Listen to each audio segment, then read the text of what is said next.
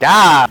Fragrance unboxing. We have another game of spades today. Y'all absolutely blew up the last game of spades video I made. Thank you for that. For y'all's request, we got our hands on High Roller this time. This is a dupe of Creed Aventus. And of course, I gotta show some love for the presentation. This is fire. All right, I'll stop glazing. After smelling Wild Card, I have some pretty high expectations for this. Atomizer check. Oh, nice and pressurized. It's a whole fire hose. You can put out a fire with it. I just realized, probably not the right thing to say. That is absolutely Creed Aventus Absolu. The thing with the game of spades dupes that set it apart, a lot of these dupes, there is a tangible difference in the quality of the perfume oils that they use. When you spray high quality fragrances on you, like Creed Aventus, the fragrance liquid or oil itself feels much more quality than a lot of these cheaper budget fragrances. Typically, that's because the quality of the ingredients or quality oils that are used. So with a lot of these dupes that you see on the market, of course it's gonna smell synthetic, but it also kind of feels synthetic. And I know that sounds kind of weird. Y'all are probably gonna come at me for that. But the liquid, it feels so different from the other dupes. Am I making sense to y'all? Some snobs probably watching this saying, "This dude's got me f***ed up." Hey, this is just my opinion. If you don't agree, cool. But as far as Creed Aventus Absolu dupes go, best one I've smelled and best one I've felt. That sounded a lot less weird in my head. Hey,